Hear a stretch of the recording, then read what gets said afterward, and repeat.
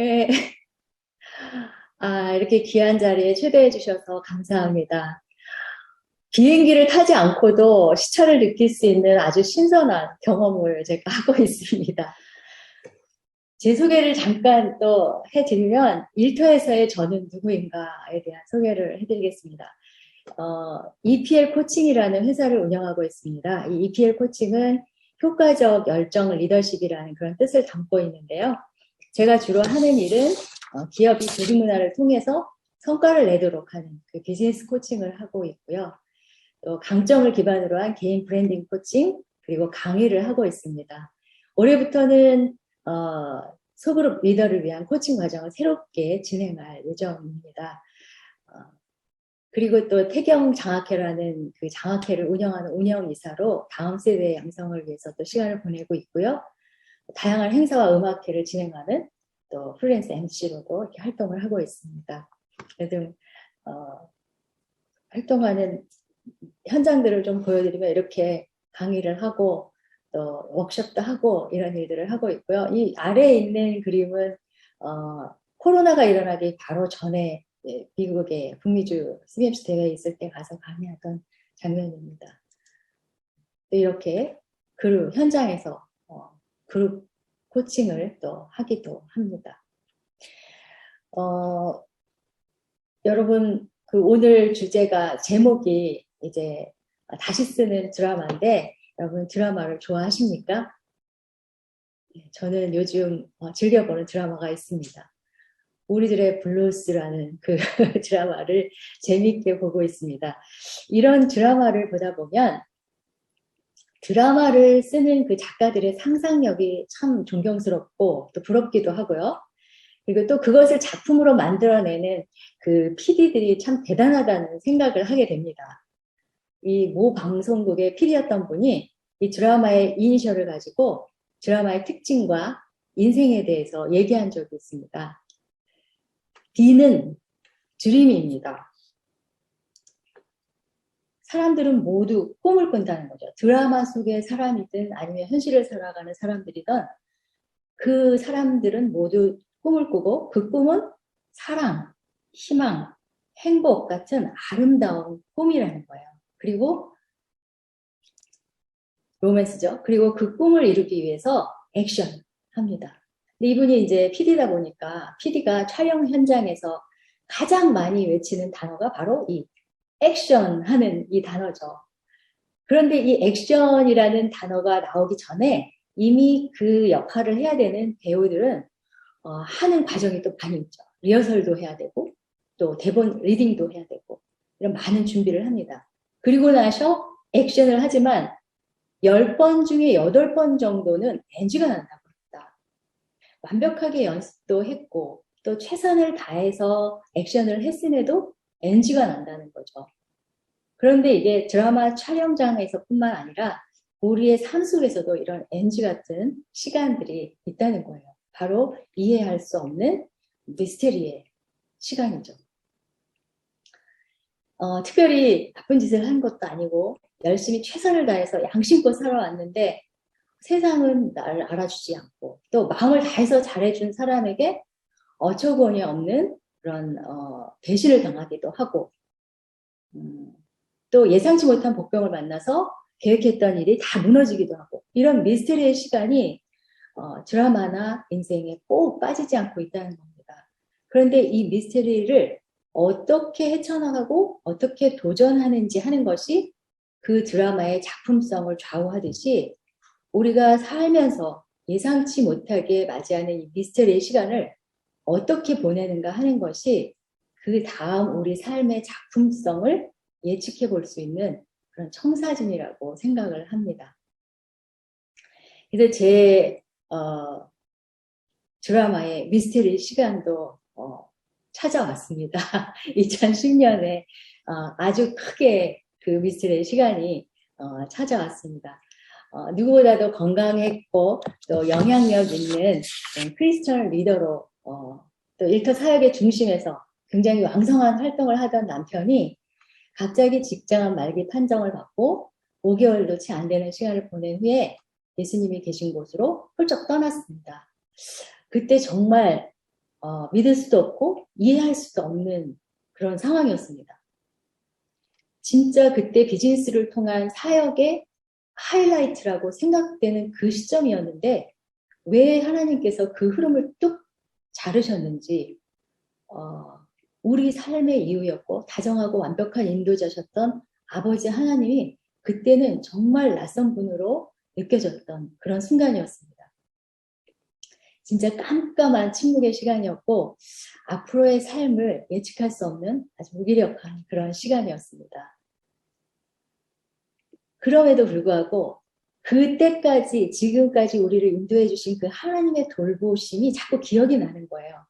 그리고 그것을 리마인드 해볼 때 우리가 지금은 이해하지 못하지만 하나님의 깊으신 뜻이 반드시 있으실 것이라는 그 가느다란 믿음의 한 귀퉁이를 붙잡았습니다. 그리고 이 미스테리의 시간에 다시 도전해서 지금의 시간을 이제 보내고 있는데 그렇게 되기까지 저에게 작용했던 두 가지 요소에 대해서 오늘 말씀을 드리려고 합니다.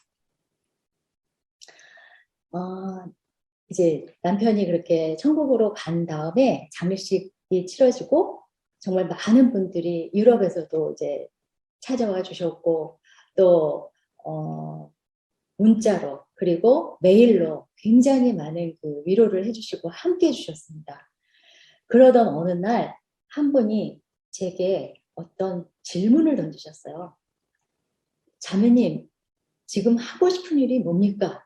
이런 질문을 하신 거예요. 근데 사실 이런 질문은 굉장히 평범한 질문일 수 있고 그냥 지나가듯 어쩌면 그분은 물어본 질문일 수도 있었을 거라고 생각을 합니다. 그런데 그날 그 질문은 제 생각에 전환을 가져온 아주 대단한 빅 퀘스천이었습니다. 마치 하나님께서 저에게 물어주시는 것 같았어요. 뭘 하고 싶은가 이렇게. 이 어려운 상황에서 내가 해야만 하는 일이나 아니면 상황에 맞는 일을 찾는 것이 아니라 하고 싶은 일을 할 수 있구나 이런 생각이 확 들어온 거예요. 그리고 그 생각이 이 미스테리의 순간에 다시 도전해야겠다라는 용기를 갖게 해줬습니다. 그리고 그날 이후에 신기하게도 똑같은 질문을 두 분을 통해서 더 들었습니다. 하고 싶은 일이 뭐예요? 이런 질문을. 그리고 그 질문을 받은 후에 제 질문을 이렇게 이어나갔습니다. 남편과 함께 했던 꿈을 이어가는 방법은 무엇일까? 또 내 두 자녀에게 자랑스러운 엄마가 되기 위해서는 내가 무엇을 선택해야 할까? 나에게 주신 하나님의 사명은 무엇일까? 그리고 다음 세대에게 물려줄 유산은 무엇인가? 그것을 위해서 지금 내가 해야 할 일은 무엇인가? 이런 질문들을 하게 됐습니다. 정말 미스테리한 그 시간에, 그 순간에 저에게 해줬던 질문. 하고 싶은 일이 무엇입니까? 이 질문이 생각의 전환이 일어나는 순간이었습니다. 그리고 그 질문을 통해서 제가 잠깐 잊고 있던 저의 가족의 사명 선언문을 기억할 수가 있었습니다. 남편이 자기가 만든 사명 선언문을 가지고 이게 우리 가족의 사명 선언문이다 하고 던진 사명 선언문이 있었는데요. 그게 이름 무엇이었습니다.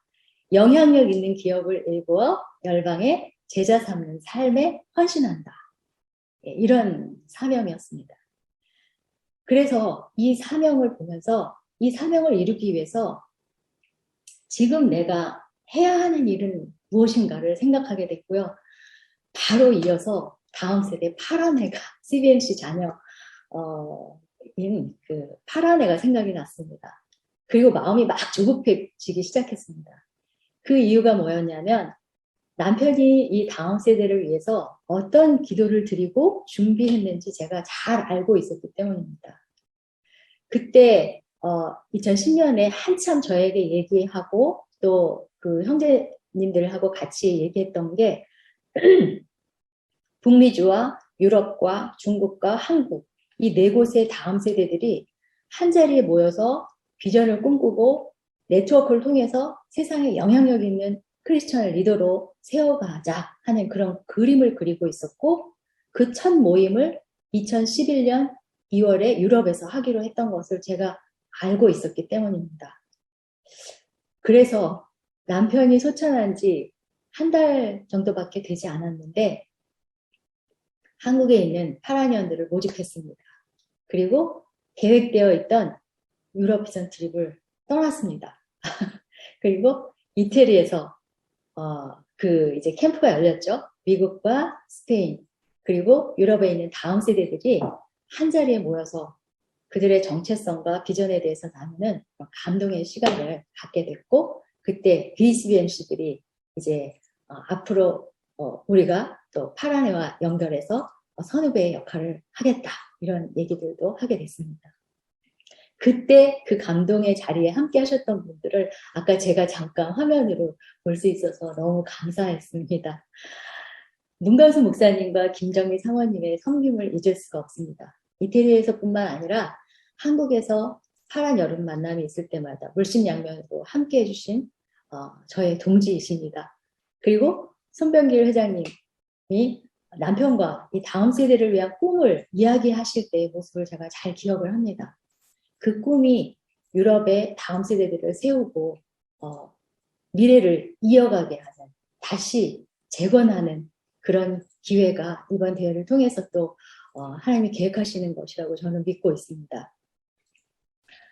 자, 그 후로 이제 이 한국에 돌아왔을 때 이게 이제 저희 여름 만남 파란에 할 때 마지막 날 세족식을 끝내고 이렇게 다 축복하면서 이렇게 하는 그런 장면인데 우리 문광순 목사님께서 오셔서 인도도 해주시고 축복 기도도 해주시고 그렇게 해주셨습니다.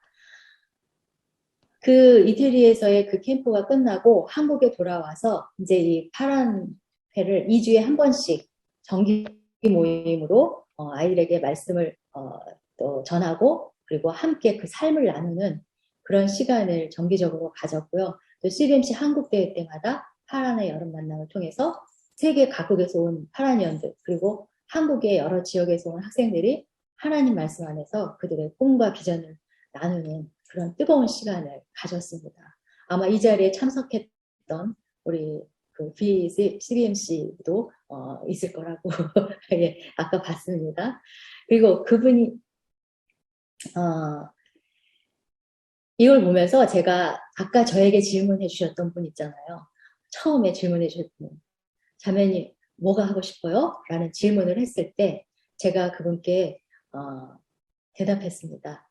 CBMC 다음 세대 파란 애를 돌봐야 될 것 같습니다. 그렇게 하고 싶습니다. 라는 대답을 했을 때 그분의 표정을 저는 지금도 잊을 수가 없습니다. 정말 생각 없는 여자구나라는 생각이 다 그 표정에 드러났거든요. 왜냐하면 그때 남편이 소천한 지 한 달밖에 되지 않았고 무엇이 하고 싶냐는 그 질문의 의도는 앞으로 뭘 해서 살아갈 거냐라는 그 질문이었습니다. 그걸 저도 알고 있었거든요. 근데 전혀 엉뚱한 대답이었으니까 그분의 그 표정이 그렇게 바뀐 것도 이상한 일이 아닙니다. 하지만 그분은 내가 파란 애를 위해서 기꺼이 돕겠습니다라고 얘기를 했고 파란 애를 운영하기 위한 실질적인 필요를 아주 넉넉하게 채워주셨습니다. 제게 던져진 질문 하나가 사명으로 향하는 많은 질문들을 낳았고 영향력 있는 기업을 일구어서 열방에 제자 삼는 삶을 산다라는 사명으로 그 초점을 맞추게 했습니다. 제 삶 속에 가장 깊은 그 미스테리의 시간에 다시 도전할 수 있었던 첫 번째 요소는 바로 우리 가족이 함께 하나님 앞에서 약속하고 받았던 그 사명이었습니다. 두 번째 요소를 말씀드리기 전에 재미있는 이야기 하나 여러분께 소개해 드릴게요. 혹시 이 자리에 계신 분들 중에서 어느 날 갑자기 아내가 친정으로 떠나면 어떤 느낌이 드실 것 같으세요? 우리 남편분들은 지금 마이크 다 음소거를 하셔가지고 대답을 못 하실 것 같아서 아마 이런 질문을 제가 드리면 세대별로 조금 차이가 있더라고요. 나이 드신 좀 연배가 있으신 분은 절대로 가면 안 된다. 나는 당신 없으면 못 산다. 이렇게 하고 좀 젊으신 분들은 아싸 자유다. 며칠 동안은 그렇게 즐기시는 분들을 제가 봤습니다. 어느 날 갑자기 친정으로 가버린 아내의 행동 때문에 평생 감사하면서 사는 남편이 있었습니다. 과연 이들 부부에게는 어떤 사연이 있는 것이고 이 사람은 누굴까요? 바로 이 사람입니다. 아시겠습니까? 여러분은 잘 아실 거예요. 네, 그쵸? 이 남편 이름은 까를 벤츠였습니다. 이분은 1886년에 세계 최초의 자동차 모토바겐을 이제 만든 분이잖아요.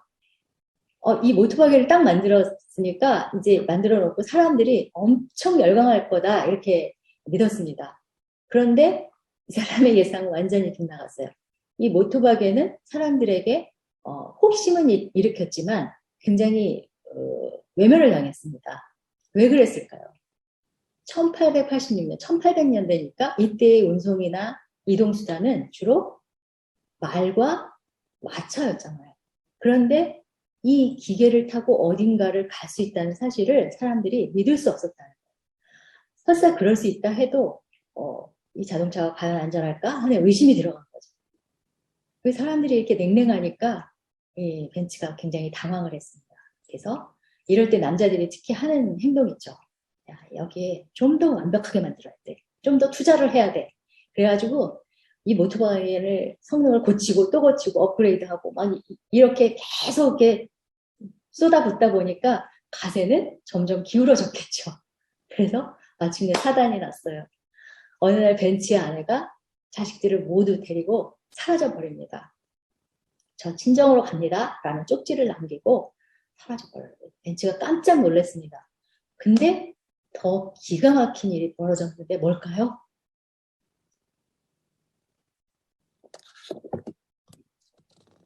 네, 이 정답을 맞추시는 분께는 우리 손 회장님께서 커피를 한 잔 쏘셔도 괜찮을 것 같습니다. 그래서 저 혼자 막 얘기하는 것 같아서 네, 아무도 정답을 모르시는 관계로 제가 말씀을 드리죠. 이 아내가 이 모토바겐을 끌고 친정으로 간 거예요. 친정까지의 거리가 무려 100km가 넘었다고 합니다. 그 당시에 도로가 포장됐을 리가 없죠. 굉장히 울퉁불퉁한 그 먼 거리를 여자의 몸으로 사람들이 믿지 못하는 이 기계에 자기의 자녀들, 두 아들이 있었다고 하는데 그 아들들까지 태우고 간다는 것이 굉장한 모험이었겠죠. 그러면 왜 이 벤츠의 아내는 이런 무모한 일을 벌인 것일까? 이런 질문을 하면 또 어떤 분들은 그러더라고요. 남편이 꼴 보기 싫어서 계속 가세를 위태롭게 하니까. 근데 이 아내는 누구보다도 이 남편을 가까운 곳에서 지켜봤잖아요. 그 남편이 이 몰트바겐을 어떤 과정을 통해서 어떻게 만들었는지 또 이 여성이 사실은 그 이과였나 봐요. 그래서 이 자동차에 대한 상당한 지식을 갖고 있다고 하더라고요. 나중에 제가 자료를 찾아보니까. 그러니까 이 남편이 얼마나 이 모토바겐을 잘 만들었는지에 대한 그 믿음이 있었던 거예요. 그리고 만약에 자신이 이 도전에 성공하게 되면 다른 사람들도 이 모토바겐의 가치를 알아줄 것이다 라고 생각을 한 거죠. 그래서 이제 여행을 떠나면서 그러나 그 가는 길이 결코 쉽지는 않았겠죠. 운전할 줄 알았지만 장거리를 가면서 예상치 못한 여러 문제에 부딪힙니다. 냉각수가 떨어져서 시냇물을 떠다 붓기도 하고 또 연료가 떨어졌을 때는 약국에서 휘발유를 사다 넣기도 하고 그래서 지금 이분이 그 휘발유를 샀던 약국이 관광지로 아마 아시는 분 계실 것 같아요. 예. 굉장히 사람들이 방문하는 그 장소가 되기도 했다는데요. 이런 고생 끝에 무사히 친정에 이 아내가 도착을 했습니다. 마을에서 난리가 났겠죠. 그리고 그 벤츠의 아내가 벌인 역사상 최초의 자동차 여행은 순식간에 바이럴 마케팅, 화제가 됐습니다. 그리고 이 사건이 알려지면서 이 남편인 벤츠는 온 세상이 자동차라는 그런 물건을 받아들이게 만든 장본인이 됐고요. 오늘날까지도 여러분들이 많이 타고 다니시는 메르세데스 벤츠를 창립한 장본인이 되게 됐습니다. 이 시간이 많이 지난 다음에 이 까를 벤츠가 이렇게 고백을 했다고 해요. 내가 어둠의 나락을 향하고 있던 그 시기에 내 곁을 지켜주었던 유일한 사람은 아내였습니다. 나에게 새로운 희망을 준 것은 그녀의 용기였습니다. 이렇게 얘기를 했다고 합니다. 그러니까 이 아내의 어떤 확고한 믿음과 도움이 없었다면 어쩌면 그 오늘날의 위대한 발명품 자동차가 아마 어쩌면 역사 속에 존재하지 않았을 수도 있지 않았을까. 예, 뭐 다른 분이 하기는 했겠지만요. 어쨌든 저는 이 벤치의 이 문장 중에서 이 아내를 향한 이 문장 중에서 딱 제 이게 아주 쏙 들어오는 단어가 있었는데 그게 바로 이 그녀의 용기라는 단어였습니다. 그녀의 용기. 그래서 이 문장을 보면서 어떤 사람에게 있는 그 재능이 빛을 내고 또 성과를 만들어내기 위해서는 그 사람이 아직 드러나지 않는 잠재력을 믿어주는 용기 있는 관계의 힘이 필요하다는 것을 제가 다시 깨닫게 됐습니다. 그리고 저를 돌아봤더니 저에게도 이렇게 용기를 내어준 분들이 계셨습니다. 제가 이렇게 막 뜨거운 마음을 주체하지 못하고 그 남편이 소천한 지 한 달밖에 안 됐는데 막 준비를 하면서 이 파란 아이들과 유럽 캠프를 다녀온 후에 저를 도와주셨던 분들과 또 파란 임원들과 함께 저녁 식사를 하는 그런 자리였어요. 그런 날이었는데요. 한 통의 전화가 왔습니다. 남편이 코칭을 해주던 회사 임원이었어요. 그런데 그분이 이렇게 말씀하시는 거예요. 아뉴얼 코치님이 그동안 저희 회사를 위해서 큰 성장을 하도록 도와주셨는데 이제 그 일을 사모님께서 해주시면 안 되겠습니까? 저희는 모두 그렇게 하기로 결정했습니다. 이런 전화를 하신 거예요. 그 회사는 직원이 140명 정도 되는 IT 기업이었습니다. 그리고 저는 한 번도 회사를 통째로 맡아서 교육을 진행해 본 적이 없는 풋내기 시간제 강사였습니다. 그런데 뭘 믿고 저에게 그런 제안을 해주셨는지는 모르지만 제가 어떻게 했을까요? 전화에 대대고 바로 그 자리에서 네 하겠습니다 하고 말해버렸습니다. 일단 아무것도 준비되지 않았는데 그냥 말해버렸어요. 그리고 나서 이제 제 발등에 불이 탁 떨어졌잖아요. 그때부터 이제 하나님의 속성 훈련, 속성 과외가 시작이 됐습니다. 제가 태어나서 그때만큼 열심히 공부를 해본 적이 없습니다. 절대로 없습니다. 일주일 동안 죽을 힘을 다해서 연구하고 준비해서 2시간 코칭을 하고 그것이 끝나면 바로 와서 또 죽을 힘을 다해서 준비해서 그 다음 시간을 진행을 하고 이렇게 준비하고 바로 강의하고 준비하고 바로 코칭하는 것을 그 회사의 임원부터 대리급까지 직급별로 다 돌아가면서 그 학기를 돌았고요. 그리고 나서 다시 재계약을 하고 한 번 더 돌아서 2년에 걸쳐서 그 회사에 코칭을 진행을 했습니다. 정말 초짜로. 그러면서 그것을 하면서 비즈니스 코칭에 필요한 전반적인 과정을 다 훈련할 수 있었고요. 코칭으로 돈을 버는 일이 시작되었습니다. 생각해보면 전혀 경험이 없는 저라는 것을 그분들도 아시거든요. 근데 이제 제가 몇 번 강의하는 것을 보시긴 했어요. 근데 경험 없는 저를 코치로 초대해 주셨던 그분들의 용기로 어쩌면 제가 지금 코치로서 저의 모습이 있는 거라고 저는 굳게 믿고 있습니다. 지금도 그때 대표님과 임원분들은 중요한 일이 있을 때 서로 왕래하면서 이렇게 지내는 좋은 관계로 함께하고 있습니다. 또 남편이 속해 있던 CBNC 분당 센트럴 지회에서 정말 저를 안 봐주시더라고요. 그 남편이 소천한 지 얼마 되지도 않았는데 한 달에 한 번씩 남편이 그곳에서 강의를 했었거든요. 그런데 그 자리를 제가 와서 대신 강의를 해줘야 된다. 이렇게 요청을 하셨습니다. 그래서 제가 또 그것도 네 하겠습니다라는 대답을 시작으로 강의를 하기 시작했습니다. 그 지회에서는 저는 아뉴얼 코치의 돕는 배필의 위치로 있었던 사람이거든요. 그 지회 아뉴얼 회장의 돕는 배필이었던 저에게 그 귀한 아침 시간을 내서 오신 분들이 그 시간을 저에게 내주신 거예요. 그래서 저는 그분들의 용기라고 생각을 합니다. 그 시작을 계기로 지금도 성남 CBMC에서 11년이나 됐더라고요, 벌써. 매달 한 번씩 강의를 하고 있고요. 그 강의 덕분에 지금 150개가 넘는 새로운 강의안이 쌓였고 지금까지 계속 만들어지고 있습니다. 아직도 끝나지 않았기 때문에. 또 있습니다. 조찬기도회라서 새벽에 나가야 했는데 그때 저를 픽업해 주시기 위해서 이른 새벽에 저희 집 문 앞에 차를 대기하고 기다리던 자매가 있었습니다. 저도 차를 운전하면서 다니기 때문에 괜찮다고 하는데도 굳이 새벽에 저희 집 앞에 먼저 준비하고 와서 대기하고 있다가 제가 강의하는 장소까지 데려다주고 강의를 다 맨 뒷자리에서 들어주고 또 집에 올 때 집에까지 또 데리고 오는 그 자매가 왜 이렇게 그렇게 할까 싶었는데 그 자매의 마음을 제가 알았습니다. 새벽에 남편이 들던 커다란 노트북 가방을 들고 혼자 집을 나서면서 느끼게 될 저의 감정을 헤아려서 그렇게 고집스럽게 그 일을 해줬던 것 같습니다.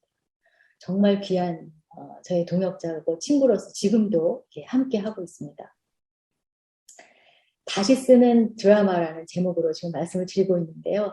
이 드라마에서 아름다운 꿈을 꾸었고 그리고 그 꿈을 위해서 열심히 살았고 그럼에도 불구하고 찾아왔던 미스테리의 시간은 꽤 저에게는 절박한 순간이었습니다. 경제적으로도.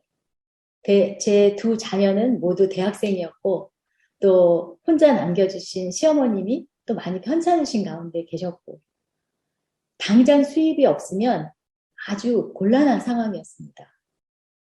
그런데 그 상황에서 엉뚱하게도 이런 질문이 제 마음에 들어왔습니다. 무엇이 하고 싶냐는 그 질문에 제가 사명에 대해서 생각을 하게 됐잖아요. 그런데 그 사명을 생각하면서 이 질문이 생각난 거예요. 만약에 내가 생존에 매달릴 필요가 없다면 나는 어떤 삶을 살까? 하나님은 내가 생존에 매달려서 매일매일 이렇게 애타게 살아가기를 원하실까? 하는 질문을 했습니다. 조금 엉뚱한 면이 그러고 보면 있는 것 같습니다. 근데 사실 이 생존하려는 생존 욕구는 굉장히 자연스러운 거죠. 우리가 의지적으로 할 수 없는 거잖아요. 자연스럽게 나오는 것입니다. 그리고 그 생존 욕구로 인해서 우리가 두려움을 갖게도 되잖아요. 그런데 때로는 이 생존 욕구가 너무 강하다 보니 나로 하여금 하나님과 함께 이루어가는 최고의 삶이 아닌 이류의 인생을 선택하도록 하기도 하는 것 같습니다.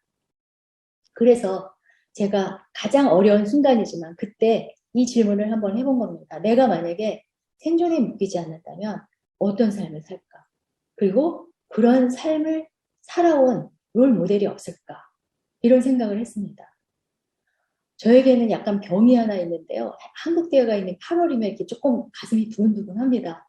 제가 지금 오랫동안 참석을 못하고 있지만 8월이 다가오면 이 CBMC에 대해서 생각을 하게 되는데 이 CBMC가 어떻게 설립됐는지를 그때 제가 한번 다시 돌아봤습니다.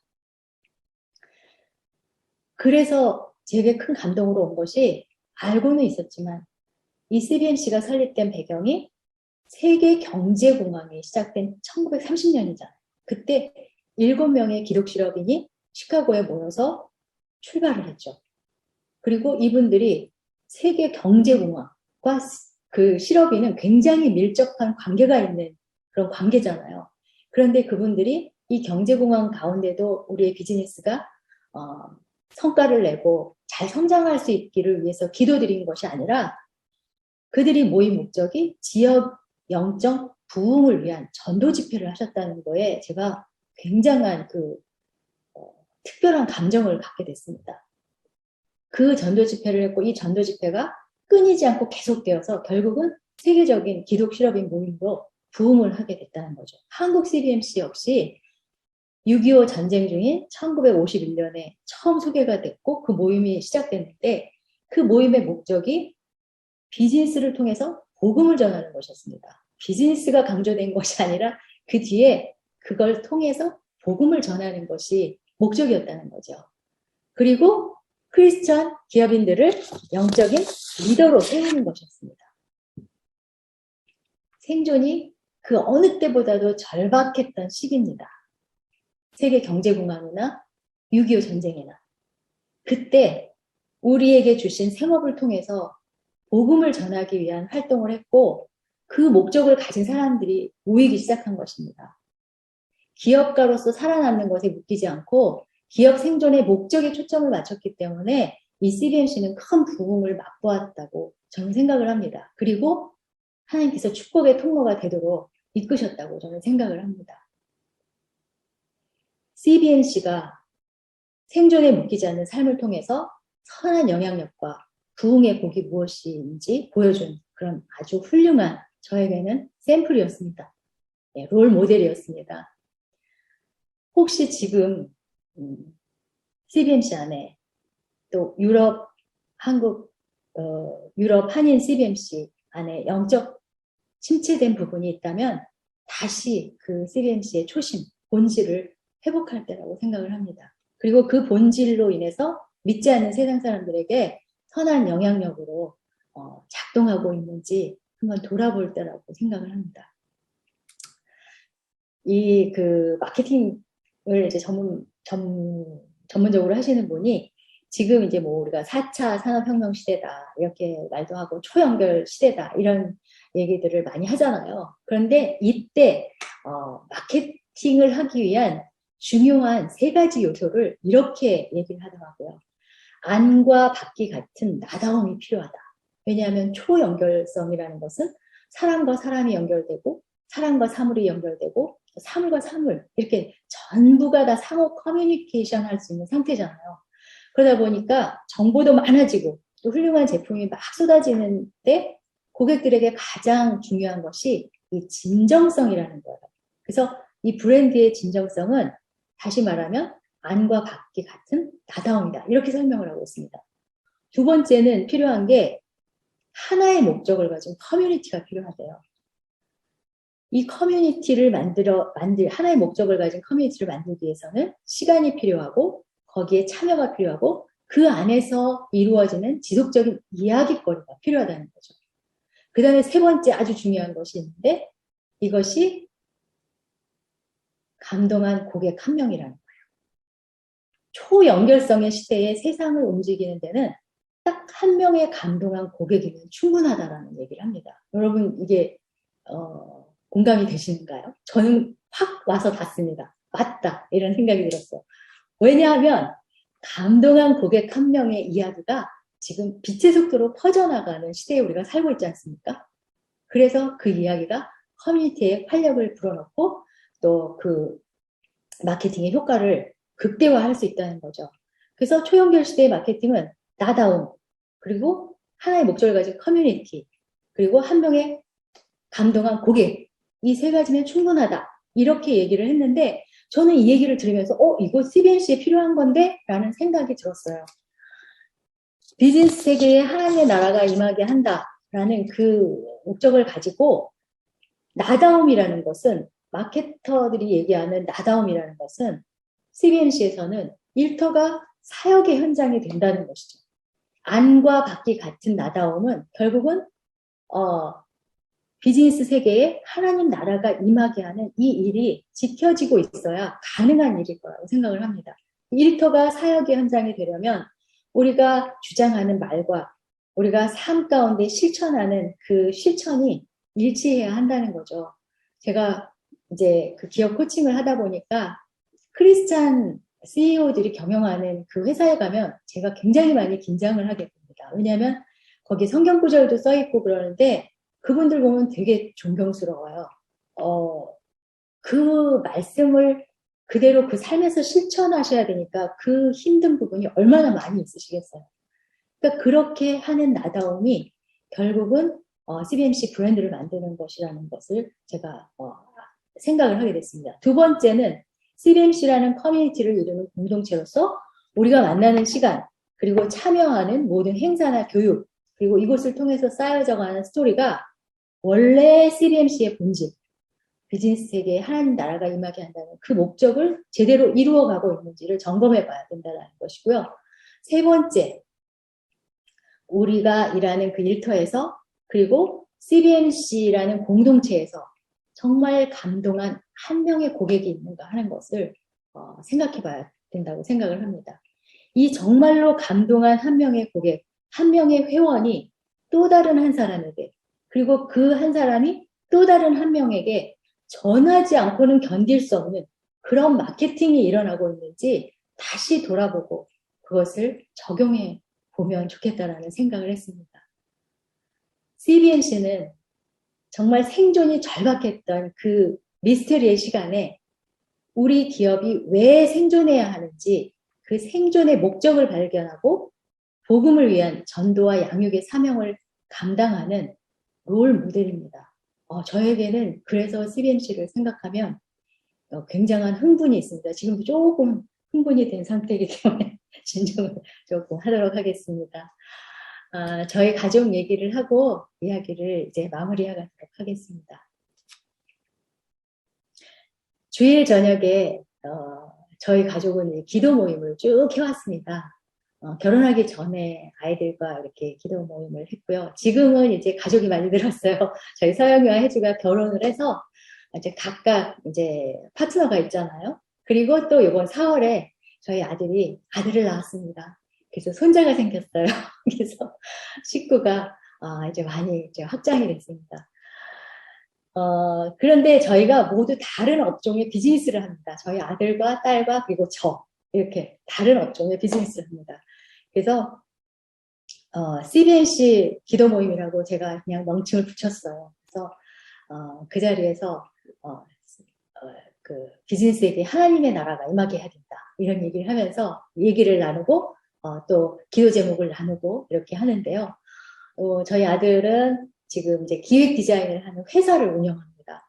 그리고 딸은 여러 경로를 통하다가 지금 현재는 이번 달부터 이너뷰티를 위한 제품을 유통하는 일을 새롭게 시작을 하고 있고요. 저는 이제 코칭과 강의를 하고 있고. 근데 저희 아들이 이 사업을 하게 됐던 그 계기가 좀 특별해서 여러분께 잠깐 소개를 해드릴게요. 저희 아들은 지금 비즈니스를 하면서 그 회사를 운영하는 목적이 건강한 청년 문화를 통해서 복음을 전하는 것이 이 친구의 회사 운영의 목적입니다. 회사를 창업하게 된 이유는 처음 갔던 그 IT 회사에서 굉장히 열심히 일을 했습니다. 그래서 많은 경험도 쌓고 그리고 실력을 인정받아서 또 다른 회사에 거의 스카우트 아주 좋은 조건으로 가게 됐어요. 근데 그 회사가 이제 그 소개팅 앱을 통해서 서로 데이트를 할 수 있게 해주는 소셜 데이팅 회사였습니다. 굉장히 좋은 조건으로 가게 됐고 또 저희 아들이 그곳에 가서 MAU라고 하죠. Monthly Active User. 그 지표가 확 상승하게 되는 아주 높은 성과를 내게 됐습니다. 회사에서도 아주 만족하는 그런 상황이 됐죠. 그런데 회사의 수익이 점점 나고 좋아지는 상황이었는데 어느 날 아들이 저에게 와서 좀 상담할 게 있다 이렇게 하면서 좀 심각한 표정으로 얘기를 하더라고요. 그래서 무슨 일인데 했더니 엄마 제가 회사를 그만둬도 될까요? 이런 얘기를 대답을 하는 거예요. 그래서 깜짝 놀랐죠. 왜 그렇게 좋은 회사를 왜? 했더니 이제 MAU를 쭉 이렇게 그 지표를 검토하다 보니까 그곳은 미혼 남녀가 건강한 짝이 없는 미혼 남녀가 그 소셜 앱을 통해서 서로 만나는 그 장소인데 이미 결혼한 유부남들이 자꾸 참여하게 되는 그 사실을 발견하게 된 거예요. 그래서 거기에 대해서 굉장히 고민을 하게 됐고 그런데 이런 거를 다 이렇게 제거를 해버리면 회사는 그만큼 성과가 높아지지 않으니까 어느 정도 또 묵인해가는 그런 부분이 있어야 되는 거죠. 그러니까 얘가 가진 그 핵심 가치에 너무나 이게 맞지 않는 거였습니다. 그러면서 저에게 제가 그래서 그때 이런 얘기를 해주고 싶었어요. 서영아, 뱀같이 지혜롭고 비둘기같이 순결하다 이런 말씀이 있잖아. 이러면서 약간 좀 이렇게 조금 더 하게 만들고자 하는 그런 마음의 유혹이 막 들어왔었는데 이 아들이 그런 말을 저에게 했습니다. 이 회사가 성공하면 우리 사회가 건강할까요? 이런 질문을 하는 거예요. 그래서 제가 아무 할 말이 없었습니다. 그래서 그 상황에서 그 직장을 그만두고 자신의 비즈니스를 이런 상황에서 자기가 생각한 대로 선택할 수 있는 사업을 하기로 이제 생각을 하게 된 겁니다.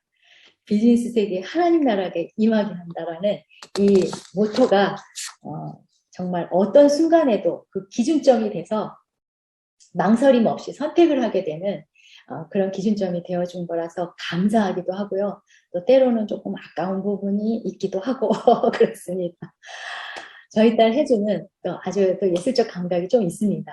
미술을 9년 동안 공부하고 또 전혀 상관없는 언론 선교학을 전공하고 졸업해서는 그거와는 전혀 상관없는 디피조와 또 커피숍을 선배와 함께 운영하다가 또 전혀 상관없는 드림스퀘어라는 교육회사에 가서 진로 컨설턴트로 1년 동안 일하고 또 그거와 전혀 상관없는 오브주라는 브랜드로 자신의 그 비즈니스를 또 시작을 했습니다. 가죽 제품과 가방을 만드는 일을 하다가 또 소셜 네트워크 서비스를 통해서 판매를 했는데 그 다음에는 또 CN이라는 패션 회사의 팀장으로 근무하다가 현재는 H밸런스라는 회사를 창업해서 이너뷰티에 관한 제품을 판매하는 일을 시작했습니다. 굉장히 변화가 심한 친구인데요. 그만큼 자기가 생각한 것들을 이렇게 모험해보는 그런 모험 정신이 강한 딸이고 남편의 센스와 열정과 집중을 아주 많이 닮은 그런 딸입니다. 그리고 이 딸은 겉으로 안 그런 척하는 시크한 그런 섬김으로 친구들을 교회로 데려가는 일이 아주 자연스럽습니다. 그래서 교회 다니는 혜주가 좋아서 교회 나오는 친구들, 그러다가 예수님을 만난 친구들이 많이 있습니다. 지금은 며느리와 사위 그리고 4월에 태어난 손자까지 모두 6명이 이제 저희 CBMC 회원으로 확대가 되었습니다. 저희 가족 CBMC 회원으로 확장이 됐습니다. 혹시 생각나시면 영향력 있는 기업으로 전도와 양육으로 열방의 제자 삼는 삶을 살기를 그 사명으로 갖고 있는 그리고 그것을 통해서 생존의 목적을 이루는 가정이 되어가도록 기도를 해주시면 감사하겠습니다. 여러분 그 공기의 무게를 아십니까? 공기에 무게가 있다는 사실을 제가 새롭게 알았습니다. 가끔 우리 어깨가 무거울 때가 있죠. 근데 사실 우리는 굉장히 무거운 공기를 짊어지고 산다고 합니다. 갈릴레이 제자였던 토리첼리가 이 공기의 무게를 측정하는 데 성공을 했는데요. 지구 표면 1제곱센티미터에 미치는 공기 기둥의 무게가 약 1kg이라고 합니다. 그리고 그것을 우리가 1기압이라고 부르는 거래요. 이것을 기준으로 성인 남성이 짊어지고 있는 공기의 무게를 계산해 보면 약 20톤이 된다고 합니다. 5톤의 트럭이 4대가 이 어깨 위에 올려져 있는 거래요. 그런데 왜 우리가 이 무게를 느끼지 못하는가? 우리는 이 무게 속에서 태어났고 자랐기 때문에 공기를 무겁게 느껴본 적이 없다는 거예요. 그리고 우리 몸은 무의식적으로 이 20톤의 공기 무게를 염두에 두고 움직인다는 것입니다. 어떤 목사님이 이런 말씀을 해주셨어요. 아무도 이 무게를 의식하지 않지만 그러나 공기의 무게를 의식하지 못한다고 해서 그 공기의 무게로부터 자유로운 것은 아니라는 거죠.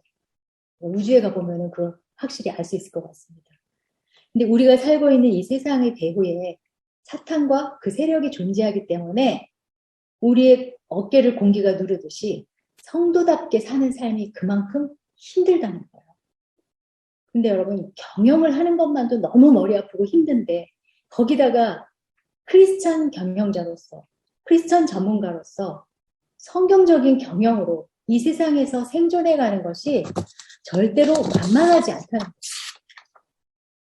그런 삶을 우리가 살고 있고 그런 삶 속에서 다시 도전하고 다시 일어서기 위해서 우리에게 필요한 것이 무엇인가 하는 것에 대한 오늘 2가지를 말씀드렸습니다. 우리에게 있는 사명 그리고 함께 할 수 있는 동역자.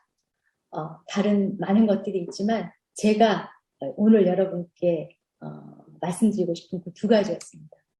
아직 다 아는 것은 아니지만요. 종종 이런 고백이 맞다는 생각을 합니다. 벼랑 끝. 하나님이 날 떨어뜨릴 리 없어. 내가 어떤 노력을 해왔는지 너무나 잘 아실 테니까. 그러나 하나님은 나를 아래로 밀어넣으셨다. 그때 알았다. 나에게 날개가 있다는 것을. 굉장히 무심히 그냥 보아 넘기던 글이었는데요. 제가 그 미스테리의 순간을 지나고 그리고 그것을 다시 도전하고 이렇게 하는 과정에서 이 글을 다시 한번 보면서 이게 저에게 그 해당되는 말이라는 것을 알았습니다. 저에게 날개가 있다는 것을 하나님께서 벼랑에서 밀으셨을 때 그때 발견한 거죠. 하나님은 제가 가장 무기력하게 있어야 자연스러운 그 상황에서 우리 가족에게 주셨던 사명을 바라보게 하셨고요. 정말 바랄 수 없는 중에 바라고 그것을 믿게 하셨습니다. 그리고 동역자분들과 함께 그 어느 때보다도 열정적인 삶을 살게 하셨습니다. 그래서 우리가 다시 쓰는 드라마는 아름답고 행복하고 가치 있는 꿈을 꾸어야 합니다. 유럽의 무너진 영성을 다시 일으켜 세우기 위해서 CBMC 지회들이 일어나고 다음 세대가 준비되어서 이 시대를 이끌어가는 일터 사역자들로 세워지도록 최선을 다해야 합니다. 그리고 현장에서 땀과 수고의 시간을 아끼지 말고 보내야 합니다. 그러나 그럼에도 불구하고 찾아오는 미스테리의 시간이 있다면 그것은 나 혼자가 아니라 하나님께서 함께 하시는 시간이고 또 사랑하는 동역자들과 함께 우리에게 주신 사명을 이루어가는 기회라는 말씀을 드리고 싶습니다. 오늘부터 유럽 CBMC 여러분이 새롭게 쓰시는 드라마가 명작이 되시길 바랍니다. 그래서 하나님께 최고의 작품상을 받게 되시길 바랍니다. 마지막으로 저희 가족이 가장 깊은 그 미스테리의 시간에 붙들고 일어섰던 제 남편이 남긴 마지막 성경 구절을 소개하면서 오늘 강의를 마치도록 하겠습니다. 시편 18편 29절 말씀인데요. 여러분이 함께 읽어주셔도 좋을 것 같습니다. 내가 주를 의뢰하고 적군을 향해 달리며 내 하나님을 의지하고 담을 뛰어넘나이다. 예. 제 강의는 여기